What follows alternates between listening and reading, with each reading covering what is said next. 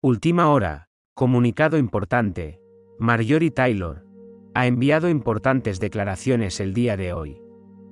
Es el momento de que el títere vaya a la corte.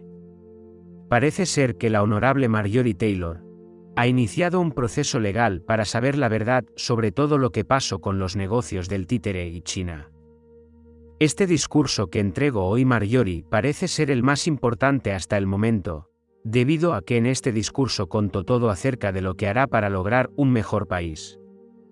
Es el momento de que la verdad salga a la luz, y que todo el mundo sepa todo lo que está haciendo el títere, y por eso es hora de iniciar un proceso legal con todas las evidencias que expuso hoy en su discurso. El cual si tienes el tiempo de verlo te recomendamos que lo hagas, debido a que en este discurso salen varias cosas que pondrían al títere en el lugar que le corresponde. Marjorie reveló cosas que ni siquiera nosotros conocíamos, por lo cual consideramos debes verlo completo.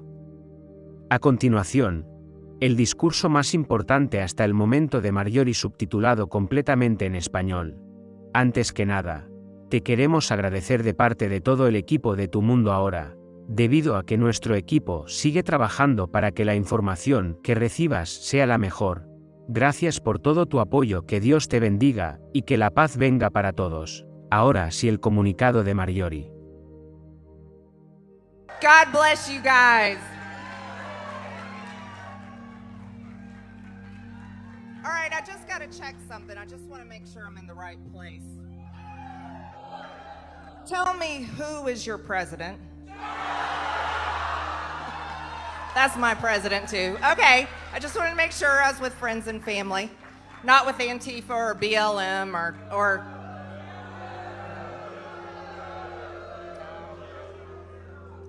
Democrat Socialist. Did anybody in here vote for Joe Biden? Do you guys really think he won? I didn't see this kind of support for a man that stayed in a basement for an entire year campaigning, did you? No. Well, thank you so much for coming out tonight. Listen, oh, I love you too.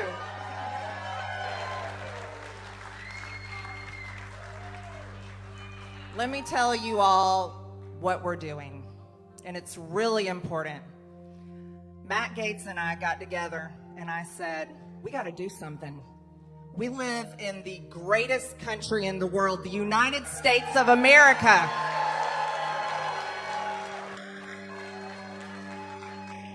We're a nation of people that aren't going to lay down to socialism, are we? No. That's right, screw socialism. That's how I feel about it. So here's what we're doing. We are getting all of you together. This is very, very important because it's time to bring hope back to the people of this country that love America, that love our freedoms, that love our Second Amendment rights, that love the past 4 years where we had a president that showed us what America First policies looked like, that put our American businesses first, the American people first, that wasn't wrapped up. President Trump was not wrapped up in identity politics, was he? No, there was one thing he used to say, and I used to love it, and he still says it, is in America, we all bleed red, white, and blue. God bless America for that. So we're starting these America First rallies, and we're going to take them across the country.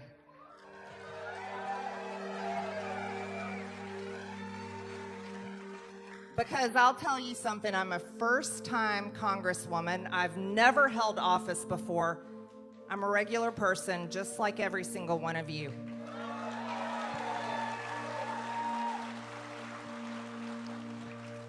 And there's one thing I believe with all my heart is the people of this country are what matters. And it's the people of this country that make this country work.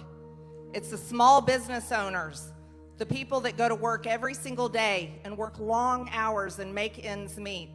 It's our truck drivers.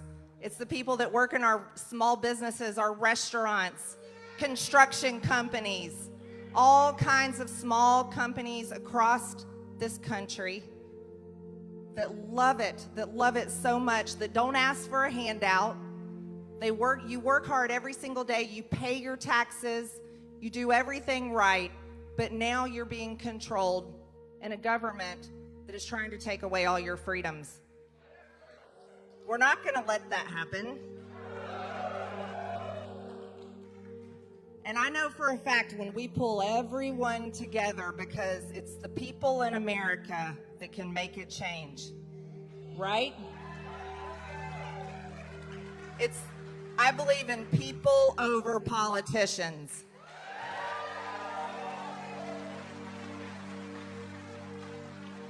Well, like many of you, I've been a business owner for the past 2 decades, and I never really was interested in politics a whole lot. I sure as heck never wanted to be a member of Congress. This is a really dirty, rotten job, I can tell you that much. But there was a certain person that ran for president in 2016, and I liked what he had to say. I understood what he had to say, and it made sense to me to have someone like that running our country. He was a businessman.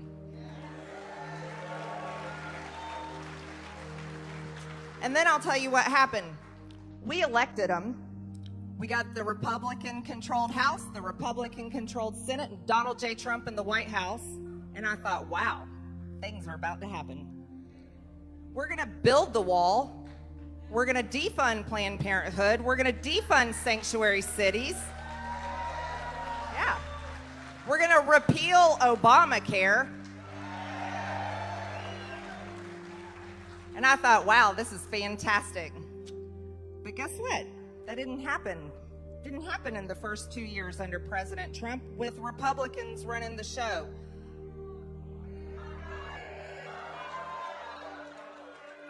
What? Did y'all say rhinos?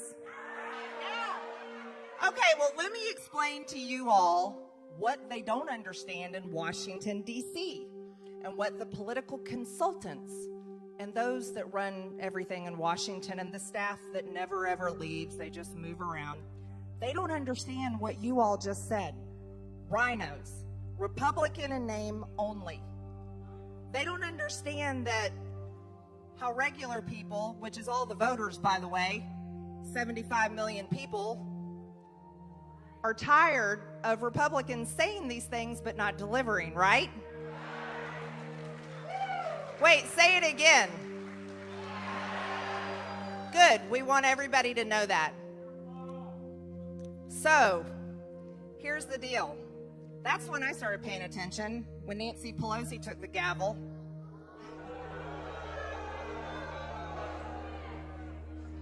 And so I said, you know what? We make it work every single day in the real world. We're able to pay our bills. We're not in debt. We're able to achieve things, and I think it's time for real people to go to Washington.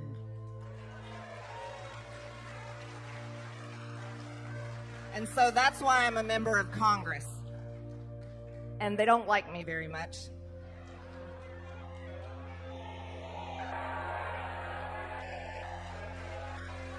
Thank you. And I love you because you are the people I understand. You see, I got to Washington, and I wasn't there very long. It was literally the second day when we had to vote on the rules in Congress. And let me tell you what they decided to do. Nancy Pelosi and the Democrats decided that they were going to erase gender in the rules for the 117th Congress. Yeah, imagine that. You can't say he, she, him, her, mother, father, daughter, son, brother, sister. I'm sitting there going, wait, have these people lost their minds? Oh, let me tell you, I found out a lot more how crazy they are. And they call me crazy, which is really funny. So we voted on that, and Well, I voted against it, and so did a lot of other people, but the Democrats said, yeah, we don't believe in gender. We aren't going to say these pronouns and so forth. And then the days went on. Well, let me tell you, the bills that they introduce are atrocious. And I want to inform you all about something that I was shocked by. You wouldn't believe how many bills, as a matter of fact, most of them get passed by people saying their vote. We have 435 members of Congress, but yet, here's what they do. With a handful of members, maybe 10 or less Democrats and 10 or less Republicans, they call the bill to the floor and we vote on it. And the Democrats, because they're voting on all of their bills, go, yay.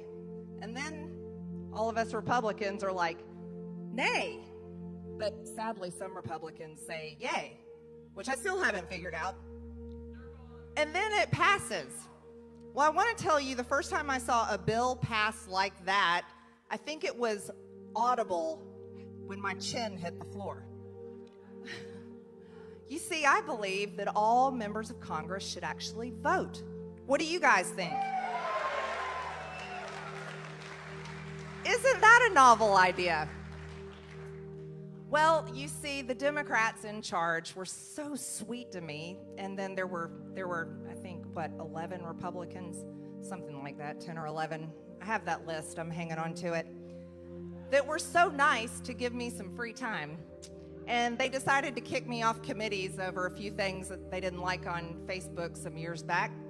And so it was pretty interesting. They said they didn't want me on committees, and I was like, oh, thank God, because the Democrats are running the committees and they don't listen to Republicans anyways. And I'm the kind of person, I'm a business owner, I've accomplished a lot, I've been a competitive athlete, and I like to compete and I hate to lose. If you want to give me some time on my hands, then you better believe I'm going to figure out smart ways to use it.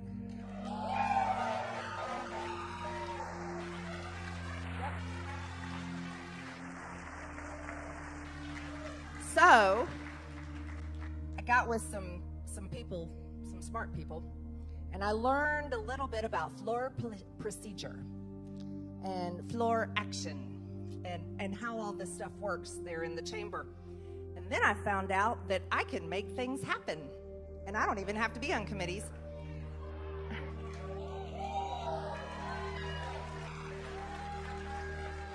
And I found out I can force every member of Congress to vote on bills that are brought to the floor. Because you want to know, right? And I don't think this is a Republican issue or a Democrat issue. This is an American people issue. Everyone deserves to know how their member of Congress votes. So I started calling, Madam Speaker, I'd like the yays and nays.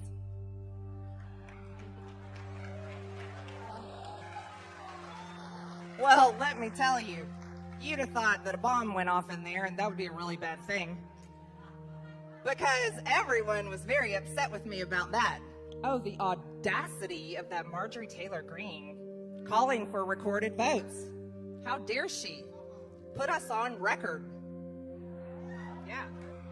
Let me tell you all the things that were very offensive. Number one, guess what they had to do? When you call for a recorded vote, that means everybody's got to stop what they're doing and they have to walk down to the chamber with the voting card, put it in there, and you vote. Well, does that sound so difficult to do? No. Oh, you'd have thought that it was the hardest thing ever. We were making these people work. Oh, the complaining. Well, the Democrats were very upset because it's messing up the schedule, because they're trying to ram through all the socialist bills they possibly can. You know, like the Equality Act that puts biological men in our bathrooms and in our girls' sports. How do you guys feel about that? All right, I'll come back to that. I have a good story for y'all. Okay, and they had a bunch of other bills, you know, like allowing felons to vote from prison. Do you think that's a good idea? Murder people and then you get to vote? I don't think so. Cori Bush likes that one, by the way. That was her bill. So here's what we did. So I started calling for these recorded votes, and Democrats were, really upset because it was messing up the schedule and was taking a lot of time, and everybody had to stop what they're doing. They had to stop their lunches and stop their fundraising calls and get up from their nap and all kinds of things and come down and vote. Well, it wasn't just the Democrats that were upset with me. It was the Republicans also. Yeah. Well, guess what? As a matter of fact, I got chewed out quite a few times, and it wasn't by Democrats because they don't talk to me. It was by Republicans. Yeah. Do you want to know what they said? Oh, yeah. Marjorie, you don't want to do this, Marjorie. I said, why? Why not? Well, you're going to put people on record. You just need to let these things pass quietly, and you can vote your conscience, Marjorie. You can say yay or nay. I was like, that's not what I'm here for. I know how to do a job, and I like to work hard. But just like you, just like all of you, just like the American people, well, except the ones that love getting paid their bailout checks and staying home and won't go to work. That's another issue. So I got chewed out for making people vote. And it was Republicans that didn't like it. Well, we can just go with the RINOs. Y'all want names, don't you? See, this is what they don't understand. And it's on both sides of the aisle. They've been there so long that they only know how to function together. And they forget who they work for. They work for you.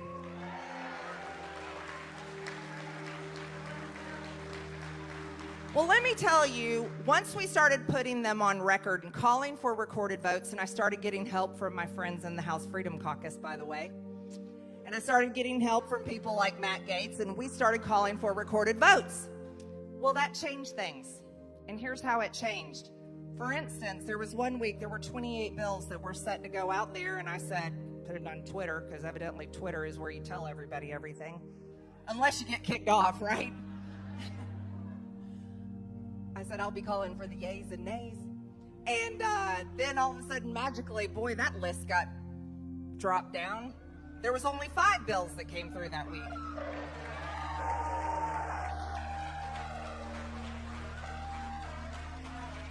And I'll tell you one more thing that really, really sets them off. It's when I ask for a motion to adjourn. Oh. Well, that really upset people. A motion to adjourn is very important. It's when you're saying Congress needs to go home. Congress needs to stop. I want to call for a motion to adjourn every single day because Congress is so out of control. Congress needs to stop and go home.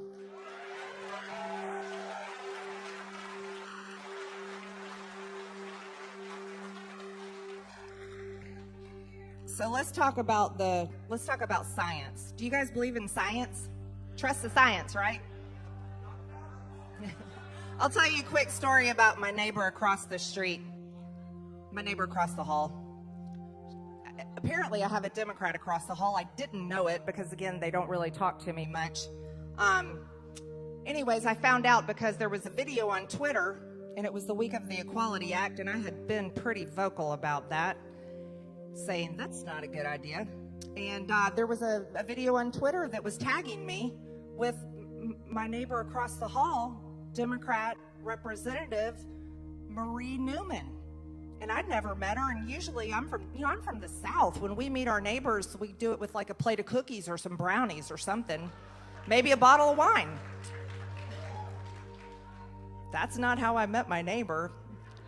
She put a video up where she started the video on my nameplate by my door that y'all don't get to see because they don't allow you in the buildings that you pay for in Washington, D.C., by the way. Anyways, the video started on my nameplate, and then it went to her where she planted the trans flag right by her door. And then she did her hands. I was like, okay, well, who's this lady? Oh my goodness, she's across the hall. So I said, okay, well, I'll do my video to her. And it's evidently been seen a lot. So we started a video on her nameplate. And then it panned over to me, and I put a sign on the wall. There's only 2 genders, male and female. Trust the science.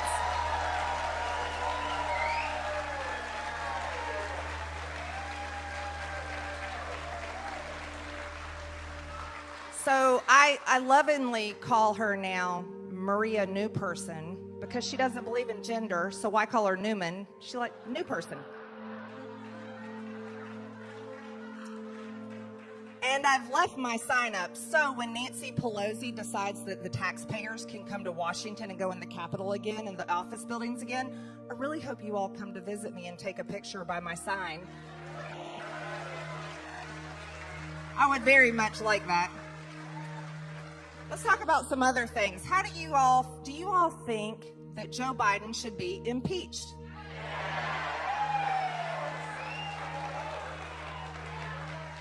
Yeah, I think so too. As a matter of fact, I introduced articles to impeach Joe Biden. And I really don't care if Republicans are in the minority. I think we still need to work to impeach Joe Biden. And you do too. You see, Joe Biden has a certain weakness, and his name is Hunter Biden. And Hunter Biden has a certain affinity with doing business in Ukraine and China. Yeah, and I think that's a little problem for the President of the United States, and it's a bigger problem for the American people.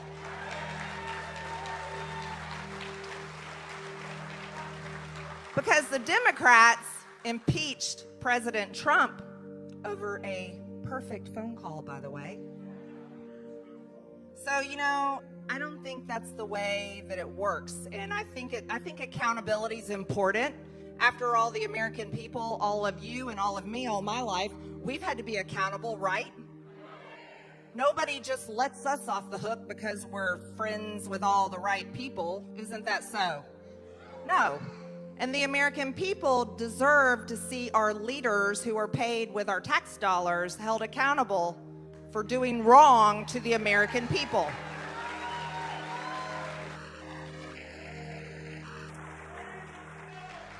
Well, that was about 2 weeks before I got kicked off my committees, so maybe that had something to do with it. Let's talk about a lovely lady named Maxine Waters.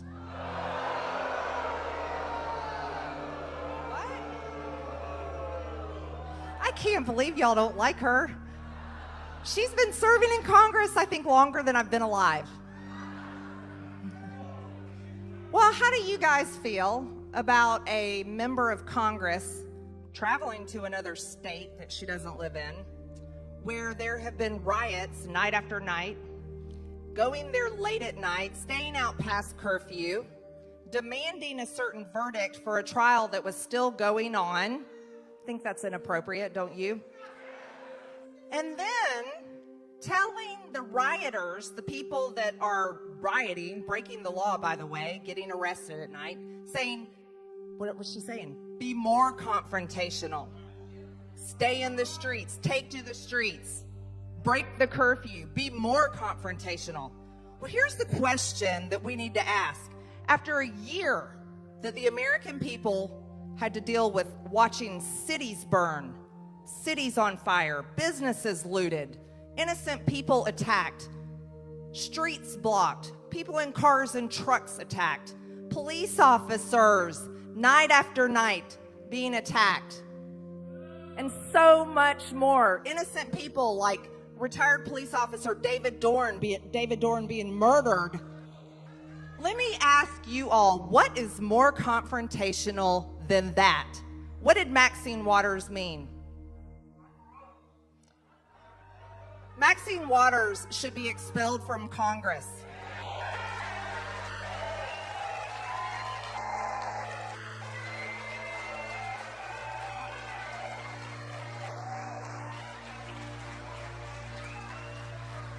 So I introduced a resolution to expel Maxine Waters.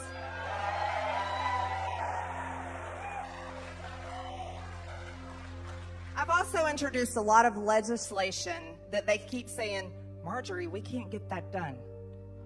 I've introduced very strong border legislation. Yeah. I've introduced very strong Second Amendment legislation to protect your gun rights. Many, many bills. I've co-sponsored many bills, and I want to tell you, here's what they don't understand, and here's what you understand, and I understand, is you don't get something done in a day. You lay the groundwork. And we may be in the minority, and that does not matter, but we should be introducing strong legislation. We should be introducing articles of impeachment on Joe Biden, resolutions to expel Maxine Waters. You want to know why? Because they need the message that this is what we're going to do when we get in the majority.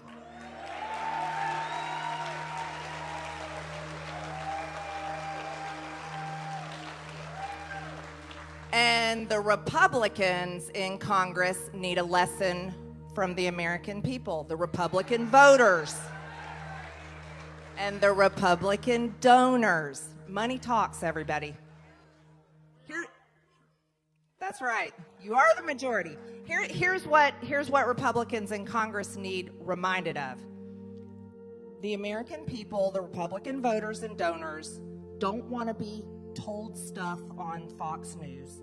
They don't want to be told things on the campaign trail. They don't want to be told anymore.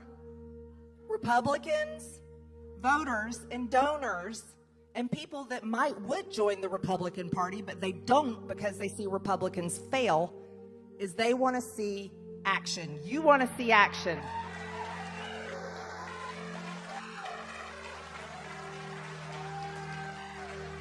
And we didn't see that action in the first 2 years in a Republican-controlled Congress under President Trump, did we? And that's why we ended up with Democrats controlling everything in the next 2 years. See, they don't think that's true, but that is true. Exactly. We know that's true. So we have an opportunity going into 2022, and let me tell you what America First rallies are all about. We need to send a message. Here is the message. You see, the Democrats, the people in charge right now, that put a great big fence and put a whole bunch of military up there around the Capitol to let you all know that you can't go there. The Democrats that say they won the presidential race, the Democrats that are working very, very hard and very fast and aggressively to pass their socialist agenda for America. The Democrats that shame you all the time for supporting Trump. The Democrats that shame you for supporting America First. The Democrats that call you ugly names like deplorable and insurrectionist and all these ugly names that trash you. But guess where you hear that from the most? Where do you hear it from the most? The media. You hear it from the media. That's right.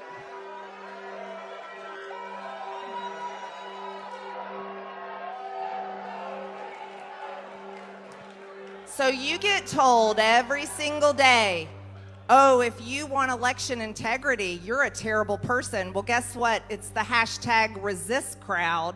It's the same women that went to the Women's March after President Trump was elected and dressed in female genitalia. It's the same people that believe the Russian collusion conspiracy lies and the media that preached it and preached it and preached it till everybody wanted to throw up. Those are the same people telling you you don't have a right to see transparency in your elections. What do y'all have to say about that? That's right. So here is what's going to happen with America First rallies. This is very important. We are coming out strong. And we are coming out very loud and very proud. And we are coming out like we did for President Trump at all these rallies because we have a message for the Democrats and the fake news media. You are not going to destroy our country. You are not going to shame us for being proud American patriots. You are not going to put us down for loving President Trump and what he did for the past 4 years.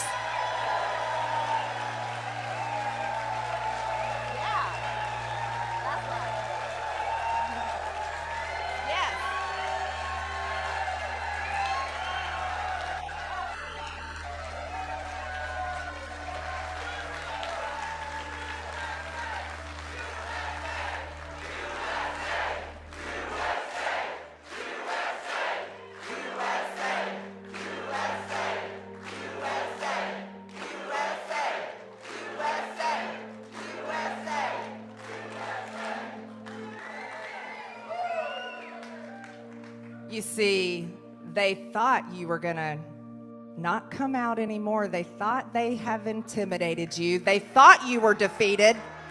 They thought that you people were done. We're not done. No, we're not done. And I'll tell you why. Here, they don't understand why. You want to know why? Here's why. Because all of us are people that love this country. We love what it means to be an American. We don't care about people's skin color and gender and all of this identity politics garbage. We don't want to be divided. We want to be Americans together.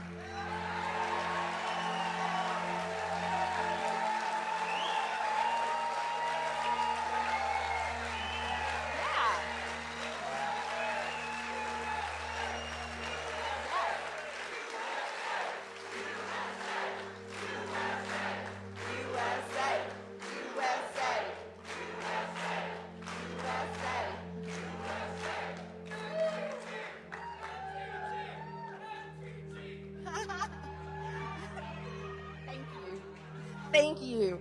I love you too. You see, here's what I know about you, because it's the same thing about me. We're grateful. We know that what it means to be an American is something special. We know that it's what people all over the world want. Right? And we know for a fact that people died and bled to give us these freedoms, and we're so grateful for it.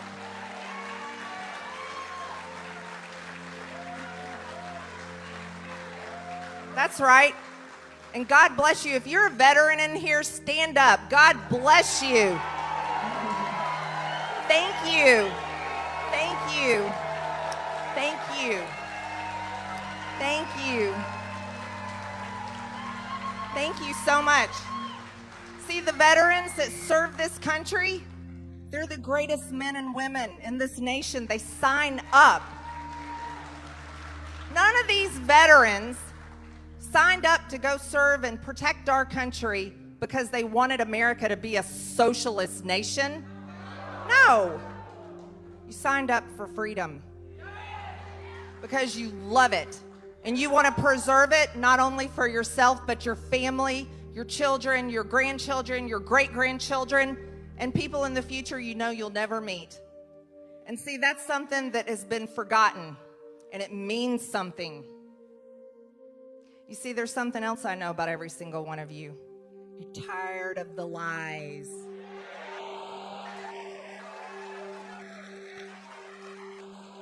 You're tired of the moral degradation of our society. We don't want our children taught there's no such thing as gender. That's stupid. We don't want to pray to the climate gods and confess our sins and pass the Green New Deal. No, thank you. Electric vehicles are cool. I like them, and I think that's awesome technology, and we want to keep our earth clean, and we want the most beautiful earth in the whole world, but do we want to destroy the oil and coal industry? No. We don't want to do anything that destroys our economy. We want to build our jobs. But our government's been paying people to stay home, haven't they? Yeah. Yeah, it is. Yeah, I'm not supposed to say it, but I really want to. Yeah, they've been paying people to stay home for a year. And guess what? What is that doing? Nobody wants to go to work. No one's going to work. It's hurting everything. That's right. We also need to end abortion. That's the biggest thing we need to do. Over 62 million people murdered in the womb, and none of our tax dollars should ever pay for it. We have a lot of work to do, America. And so this is why we're here. We're building hope. We're pulling everybody together because we're not finished. As a matter of fact, we're just getting started, aren't we?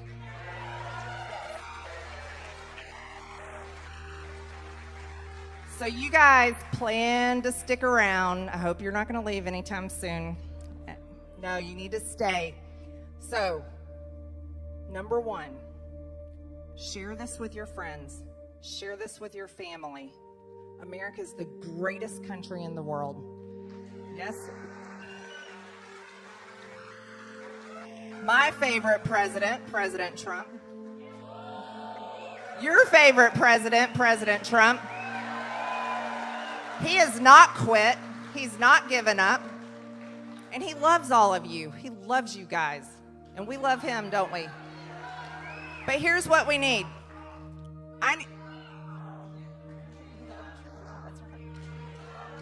Yep.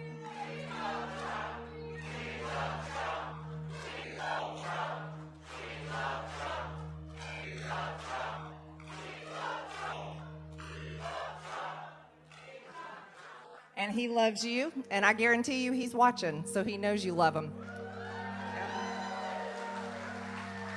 All right, so starting today, America First policies are the way to save this country. Am I right? I need more people in Congress that believe in this, that don't want to be a swamp creature, that don't want to be bought off, that actually want to do the job. And it's a hard job. We give up a lot to do this job. I don't want to be there. I have a great life. I have a lot more fun at home with my family and my friends. But I'm there because I believe we have to save this country. And I'm really happy to be here.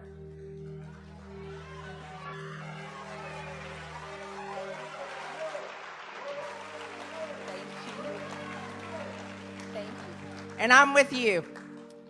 So I'm going to give up this microphone because there's someone else here that you definitely need to hear from because he's so great and I'm so happy I serve with him. But most importantly, remember this, and I want you to rise up. I want you to tell all of your friends and your family that from now on it's people over politicians, and we're going to save America and stop socialism by putting America first. God bless you guys.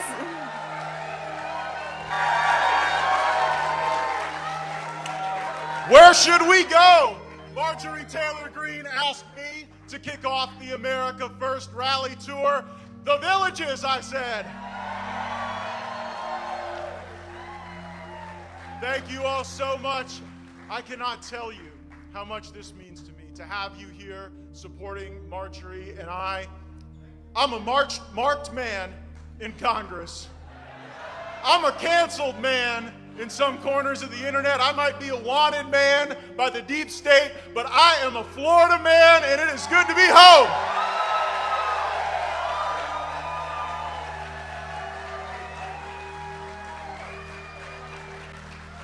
You're the lucky ones. You got in. There are more than 1,000 people outside that wanted to be here.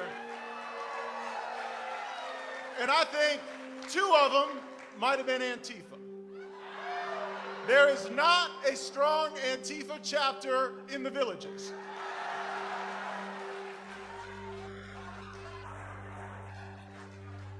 I don't think any of the people on the Republican side running for president in 2024 could draw a crowd this big if their name wasn't Donald Trump. And so today, we send a strong message to the weak establishment in both parties. America First isn't going away. We're going on tour.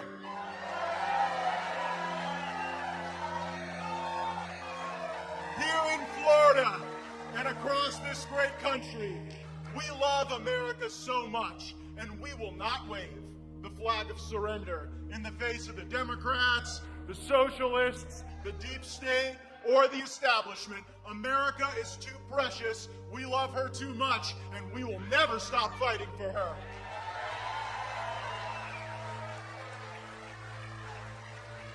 This is our first stop, but there will be many more, and America's greatest president and the undisputed leader of the Republican Party, Donald J. Trump, might join us on a few, or we might join him.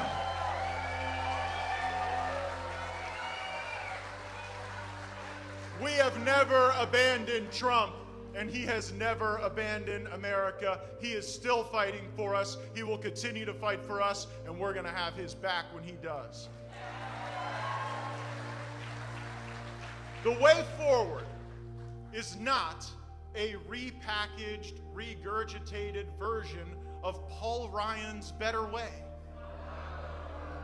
And it's certainly not the Green New Deal and the socialist way.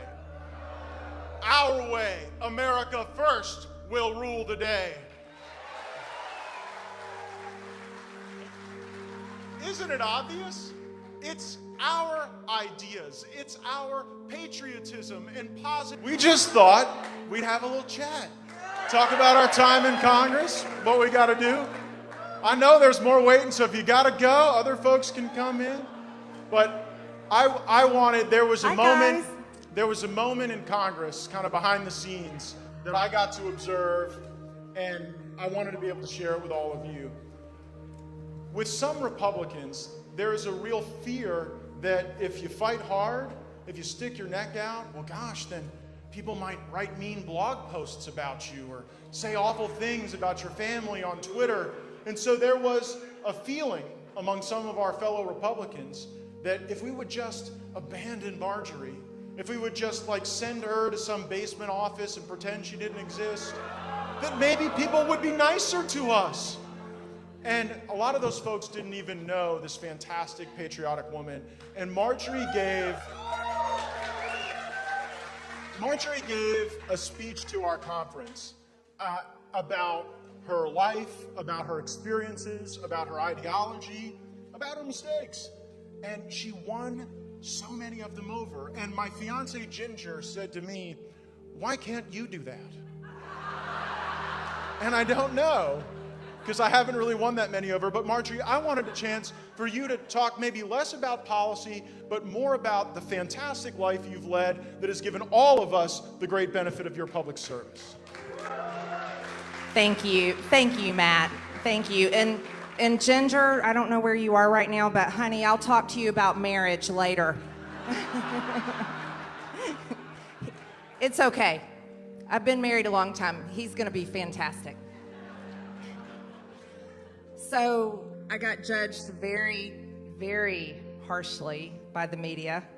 They created a character of me that doesn't exist and decided to tell the whole world about this person. And the entire time, my husband, my kids, my family, my mom and my dad, and everyone we know was outraged at the media for what they were saying about me, because they knew that those things weren't true and that's not who I am. And so, just as Matt said, they attacked all the Republicans in the conference and wanted all of them to denounce me and stay away from me. And they wanted, like Matt just said, basically put me in a basement and make me ride out my 2 years. And they figured they could shame me and I wouldn't say anything. That means you're doing something good. They hate you. Keep it up. Thank you. So, you know, it was at a time I hadn't even met all my Republican colleagues yet, and you know what I did? I stood up in front of the conference, and this was not public because our Republican conference meetings are private, and I decided to let all my colleagues know exactly who I am: a wife, a mother, a Christian, a business owner, and very much a normal person that makes mistakes, but I'm willing to say when I'm wrong. And that's what all of us are. We're regular people, right? And we don't need the shiny, perfect politicians, because those are fake. Perfect people don't exist. But courageous, bold, freedom-loving, patriotic people exist, and I'm so excited I'm sitting right beside one right here on the stage. So during this time, Marjorie, you take a pretty unprecedented tactical move, and you hold a press conference. And the media brought knives to a flamethrower fight because you torched them. You pointed out the hypocrisy and the double standard from these media companies who lied to our country for years about President Trump, and they have the nerve to now come and question you. Why don't more of our colleagues do that? They should, Matt. You're absolutely right. They should. Because here's the deal. The media, they do lie. They only take a little piece of what they want you to know about or what they want the people to know about. Then they twist it and they turn it. And they're fact-checking us right now on CNN, by the way. That's kind of fun. Oh, you know, hey, Matt, did you know CNN has lost half of their ratings? No. That's a terrible shame. So, they do it to themselves. You know, here we are, and Matt and I really want to protect all of our freedoms. We do. And freedom of the press is an amazing thing. And we want to protect that. We don't want government, state-run media. But the media does it to themselves. And they don't realize that all of you are sick of it. You're sick and tired of it. Right? So, Marjorie, we've got this battle going on right now for the soul of the Republican Party. And after Trump became a Florida man again, there were a lot of these people that just thought, well, Biden presents the perfect opportunity to go back to normal, to put the lobbyists in charge, to just kind of slowly watch America slip into a state of decline. They want us to go back to being an amnesty party, to being a war party, to being a party that's for every trade deal, even if it really hurts our workers at the benefit of some foreign country or some special interest. And so give a little flavor to everyone here about the challenge we face in Washington, because let me tell you something. We don't get this kind of treatment in Washington. You're being a lot nicer to us than we're used to there. And give some, well, I love you too. So one of the first times I really went to Matt was, I think this was literally, day number 1 or 2, first week. And I went in his office and I had a question for him, because I'm used to owning and running a company where we make plans and we work really hard and we achieve our goals and we serve our customers. I said, Matt, when do we start getting together and planning things and like working on how to stop the Democrats and what things we need to work on? And Matt said, I'm still waiting. I've been there for 4 years. You know, and Marjorie came in just like a businesswoman. She said, all right, they've got the majority, but we've got seats on committees. Let's target the most important objectives. Let's find out which members of our team are good at certain areas. Let's try to help people that need to develop more to be good communicators. Let's get the right policy guidance for people that might need that. And wow, Matt, that makes so much sense. What? That's what we should be doing. Right, but like, so I didn't go to the Republican retreat, because I feel like the Republicans have been in a constant state of retreat. I'm ready for an advance, not a retreat. And they go to the retreat, and basically the whole retreat is Kevin McCarthy fighting with Liz Cheney. And I'm watching this thinking, why did they not listen to us like 3-4 months ago when we said this is not going to work, right? We're all about inviting people's input and their thought process to the political right, but when somebody's fundamental view is that we don't need to work on election integrity, we don't need to worry about the crisis at the border, we could find 4 more countries to invade before lunchtime tomorrow, that person should not be the spokesperson of the Republican Party. We knew that then. I'm glad our colleagues have caught up. Maybe we're the leaders, Marjorie. They follow us.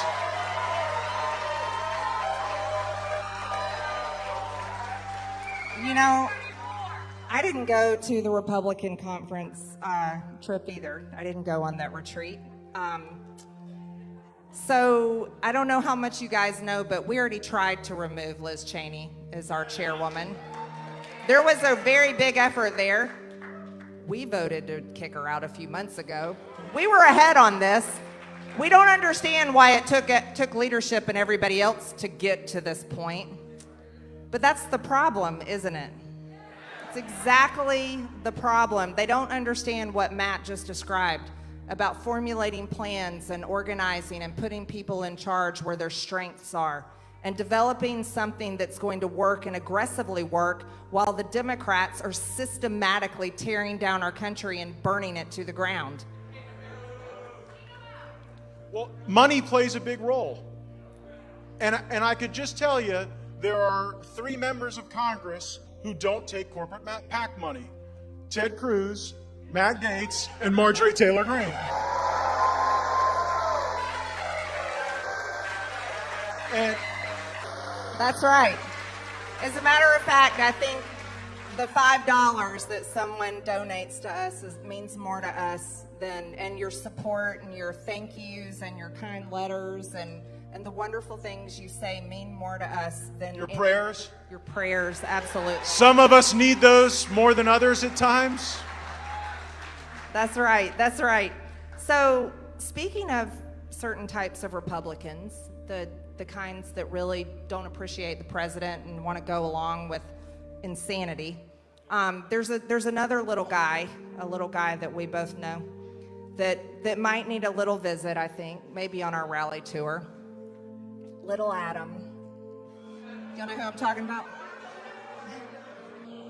He put together a PAC, speaking of PACs, and his is called Country First PAC. And his plan for the next 2 years is to get rid of Matt Gaetz and Marjorie Taylor Greene. Yeah. Because he thinks we're the problem in the Republican Party. What do you all think about that?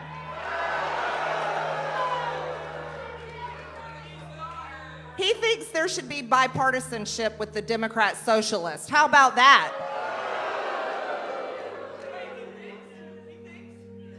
Yeah, we don't agree, do we? No, I think that for our movement to remain inspirational and successful and to draw people in, we have to show the ability to tell the truth about some of our own. And if we have people as Republicans who care more about the PACs donating to them than the people they're supposed to serve, you should know that. If last year Liz Cheney raised more money from PACs than from actual human beings, you should know that.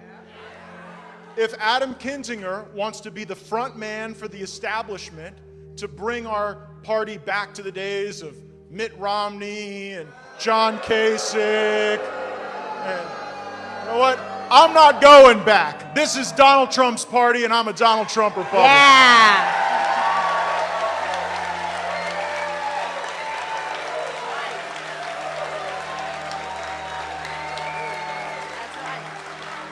Trump is the leader of the Republican Party.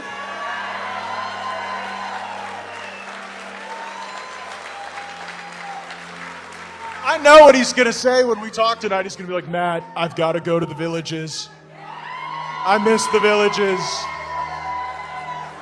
So they're ready for you, Mr. President. Okay. Let's tell him a few little stories. Okay, go ahead. All right. So I did talk to one Democrat recently. Just one. It's a lady from New York 14. You see, I'm from Georgia 14, Georgia 14th District, and she's from New York's 14th District. AOC.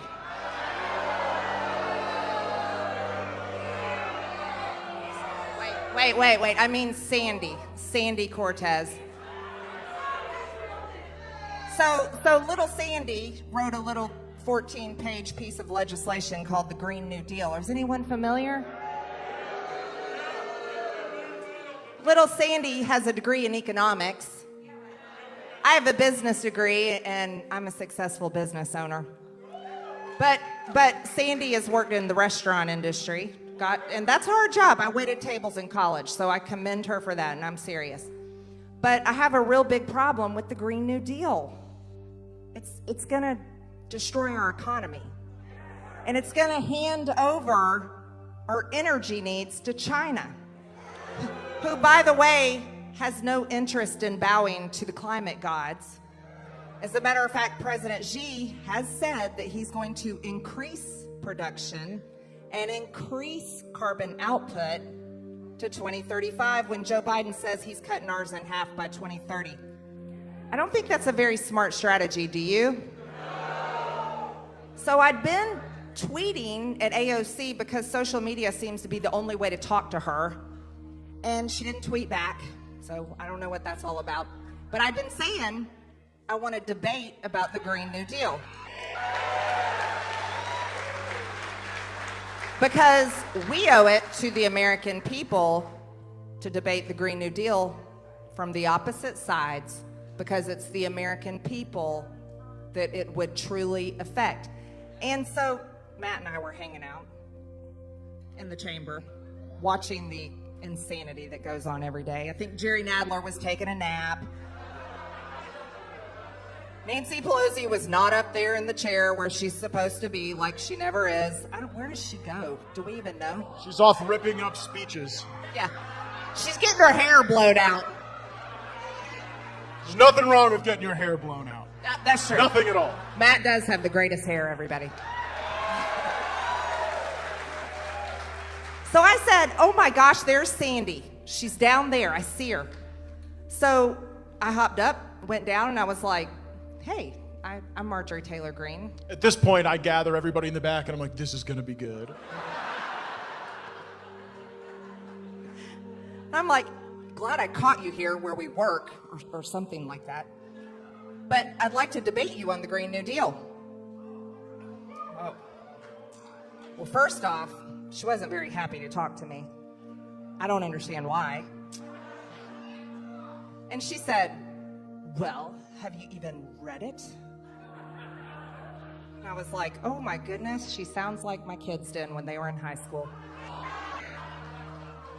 I said, I've read most of it. She goes, well, if you would read it, then we could talk about debating it. I was like, okay, I think I'll finish the 14 pages and then we'll debate it. And she said, well, you want to debate like on national television and pay-per-view? I said, yeah. Yes, I do. I want as many people to see it as possible. And that, she couldn't believe that. And I said, here's the situation. I'm a business owner. I sign paychecks. I've created jobs. I build the economy. You've never done that before, and you have no right to introduce the Green New Deal that's going to destroy our economy.